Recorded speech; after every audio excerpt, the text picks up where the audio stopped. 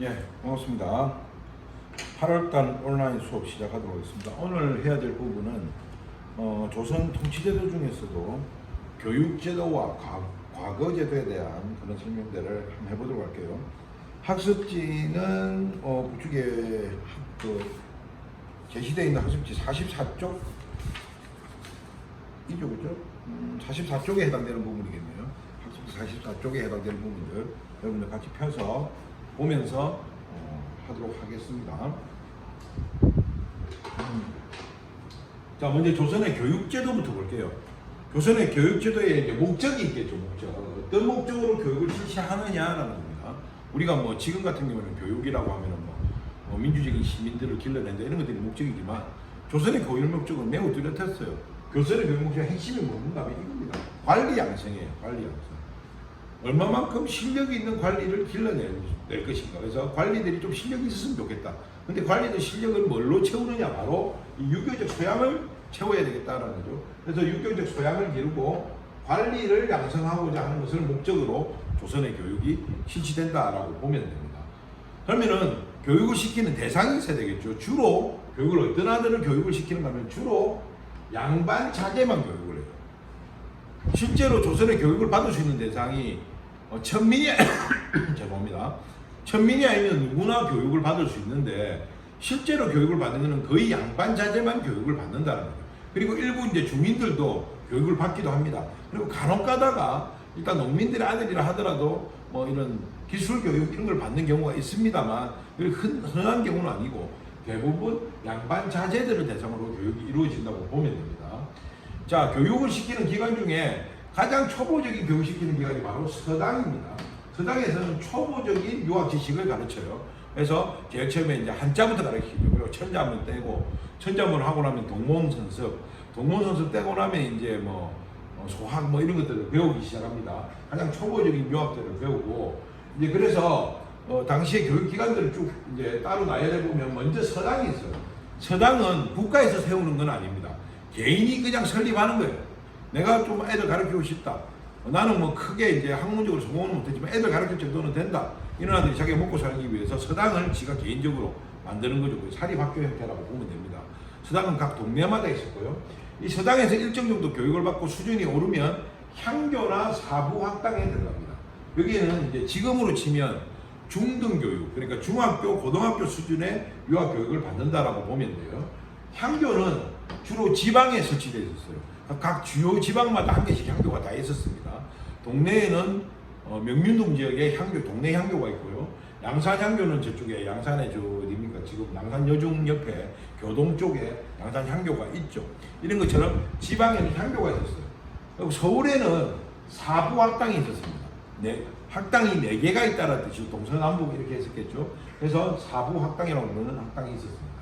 여기서 이제 중급 정도의 유학 교육을 받고 나면 이제 속과라, 나중에 뒤에 나오겠지만 속과를 칠 수 있고요. 그 속과에 합격을 하면 이제 성균관에 입학을 할 자격을 얻게 됩니다. 성균관은 지가 다녀도 되고 안 다녀도 되는데 성균관은 지금으로 치면 대학이다라고 생각하면 됩니다. 대학 플러스 대학원까지 포함한 것이라고 보면 돼요.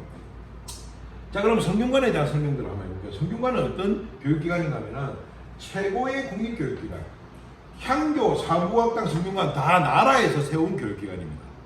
서당은 개인이 세운 거라 했잖아요. 이건 다 나라에서 세운 교육기관인데 나라에서 세운 국립교육기관 중에서는 최고 수준의 교육기관이다. 그리고 가장 높은 수준의 최고 수준의 유학교육을 하는 곳이 바로 성균관이었습니다.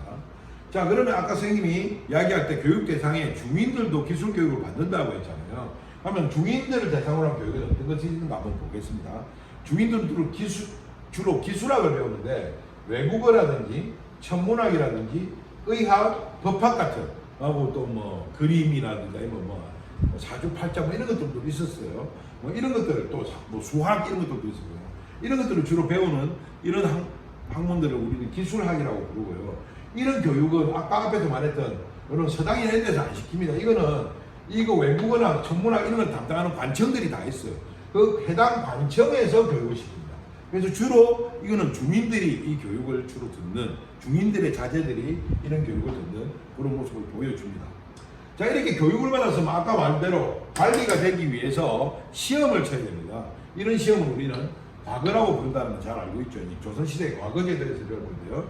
과거 시험을 칠 수 있는 자격은 누구냐? 천민 제외하고 누구나 응시가는.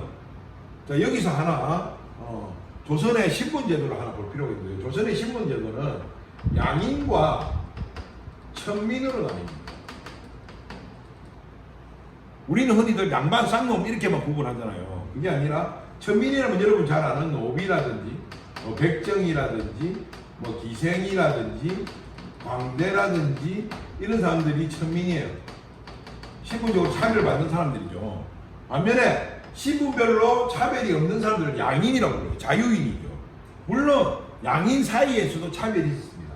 그게 양반, 중인, 상민이에요. 우리가 흔히 아는 관리들 중에 높은 관리들은 주로 양반들이 하고요. 중하급 관리는 중인이 합니다. 그리고 관리를 안 하는 아들이 주로 상민인데, 상민의 대표적인 사람이 여러분 잘 아는 농민 같은 사람들, 농민, 어민 이런 사람들이에요. 그러니까 주로 농민들이겠죠. 상민들은. 이런 상민들은 사실은 교육을 받기가 쉽지가 않았습니다. 왜? 먹고 살기 힘든데 무슨 교육입니까? 그러다 보니까 실제로 과거에 응시하는 아들도 대부분 이런 아들만, 양반들의 아들들만 과거에 응시하는 그런 모습을 보여줍니다. 원래는 천민의 제외 누구나 응시 가능했지만 주로 문무과는 양반 자제만 응시했고요. 작과는 주로 중인들의 자제들이 응시하는 그런 모습을 보여줍니다. 자, 그럼 과거의 종류를 한번 볼게요. 과거는 어떤 종류가 있는가 하면 과거는 문과, 묵과, 작과 이 세 가지의 과거가 있었습니다. 과거는. 자, 먼저 문과부터 보면요. 문과는 문관을 뽑기 위해서 실시하는 과거가 바로 문과입니다. 이 문과는 소과와 대과로 나뉘어있어요. 소과를 통과해야 대과를 볼 수 있습니다. 소과는 생지과라고 부르는데 과목이 두 개가 있어요. 생원시하고 진사과가 있습니다. 이 두 개 과목 중에 아무거나 보면 돼요. 내가 6.25 경전에 이런 좀 박식하다 이러면 생원시를 보고요. 내가 좀 글 짓기 같은 걸 잘한다, 시라든지 이런 거 잘 짓는다면 진사과를 보면 됩니다. 그래서 여기서 합격을 하면 무슨 생원, 무슨 진사 이런 호칭을 얻게 되죠. 그리고 생원과 진사가 되면 아까 말했던 이 성균관에 입학할 자격이 주어집니다. 자, 그러면 성균관에 입학해서 공부를 좀 더 해도 되고, 아니다 너는 공부 할 만큼 했다 이러면 소과 본 걸 바탕으로 대과를 보면 돼요. 그 다음에 이제 대과를 보는데 대과를 우리가 문과라고 부릅니다. 이 문과도 단계가 여러 개 있어요. 문과에서 시험 치서 합격하고 나면 그 다음에 면접 보고 이렇게 문과에 초시 합격하면 복시 합격하고 나면 아련시 이렇게 단계들이 문과 안에도 우리가 대학 시험 칠 때도 1차 서류, 2차 면접, 3차 수능 이런 게 있듯이 여기도 1차, 2차, 3차로 초시, 복시, 아련시 이런 것들이 있었어요. 이것까지 다 통과해야 이제 문관이 됩니다. 상당히 되기가 힘든 거죠. 쉬운 일은 아닙니다. 우리가 사회 같은 데 보면은 주로 거기에는 과거 합격이라는 게 많이 나오다 보니까 과거 시험 대나선 합격하는 것 같다 싶은데 실제로 합격하기가 쉽지를 않았다는 거예요. 그리고 문과는 한 번밖에 안 쳐요. 여기는 한 번만 합격하면 그냥 무관이 됩니다. 훨씬 좀 쉬운 거죠. 그래서 약간 문관보다는 무관을 약간 천대하는 그런 경향들이 있었습니다. 그러니까 문과 같은 경우에도 양반 자제들이 주로 보던데 양반 자제 중에서도 주로 이제 첨의 자식이라 이런 사람들이 주로 많이 보는 그런 경향들을 보입니다. 물론 그냥 정실의 자식들도 보는 경우도 있었어요. 작과 같은 경우에는 종류가 역과, 율과, 의과, 음영과 이런 다양한 종류의 작과가 있는데 이것에 뽑히면 기술관이 되는 거죠. 이렇게 해서 과거 시험이 운영이 됩니다. 자, 그럼 이 과거라는 제도는 고려 때도 있었고 조선 때도 있습니다. 근데 고려와 조선의 관리 선발 제도에 차이점이 있어요. 어떤 차이점이 있는가 하면 조선은 고려에 비해서 가문보다는 능력이 훨씬 더 중시되는 그런 사회예요. 우리가 앞에서 고려에 대해서 배울 때 고려에는 음서라는 제도가 있어가지고 고위 관료의 자제들은 그냥 시험 없이 그냥 보면 됐잖아요. 그리고 시험 없이 뽑히는 데 훨씬 더 추세가 빠르다라고 했습니다. 이게 음서제도라고 우리가 배운 적이 있습니다. 그런데 조선도 역시 그런 문음이라고 하는 천거 문음이라는 제도가 있긴 했지만 고려 때만큼 활성화되지는 않았고요. 그리고 조선은 그런 천거에서 뽑힌 문음에서 뽑힌 사람들이 별로 출세를 잘 못해요. 실력이 앵간히 뛰어나지 않는 이상. 그러다 보니까 주로 과거 시험에 뽑힌 사람들이 훨씬 더 출세를 많이 했다는 거죠. 그래서 조선의 과거는 가문보다는 좀 더 능력이 중시되는 그런 과거였다라는 점을 우리가 알아둘 필요가 있습니다.